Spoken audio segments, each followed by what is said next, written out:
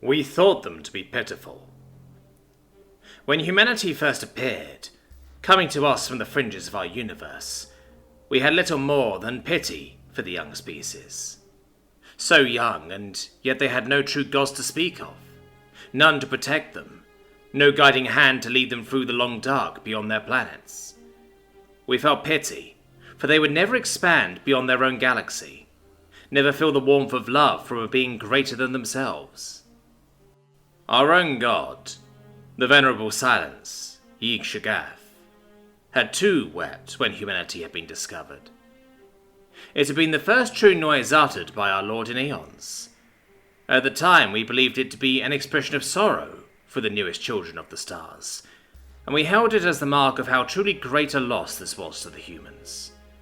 We sent messages of greeting, of sorrow, and we told them that we mourned with them. We were not alone in this. The children of Tetiplokta, the Star Shepherd, Zibibeb, the First Mother, and Olipto of the Great Expanse had all been among the first of us to send messages.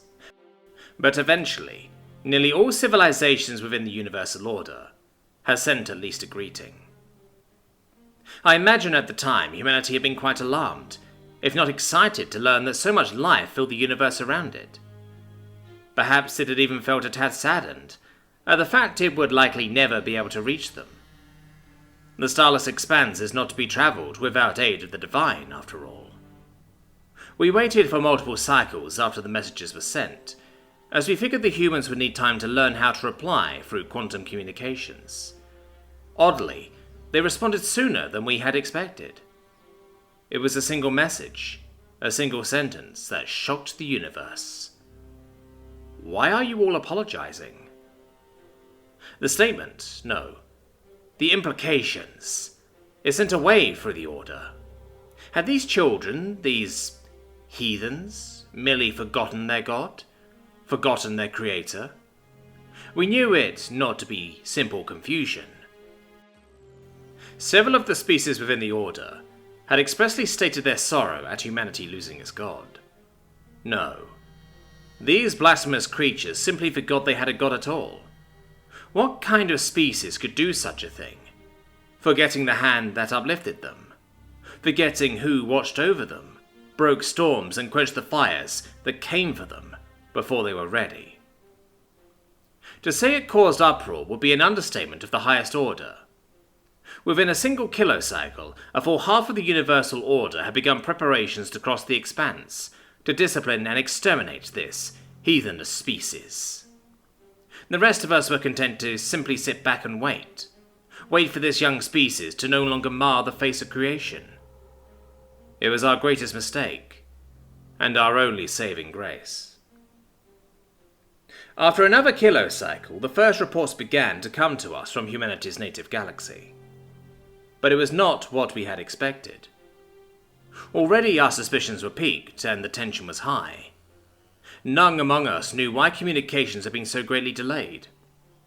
We couldn't fathom humanity posing any sort of threat, especially against the might of over 60 gods who had travelled with the Warfleet.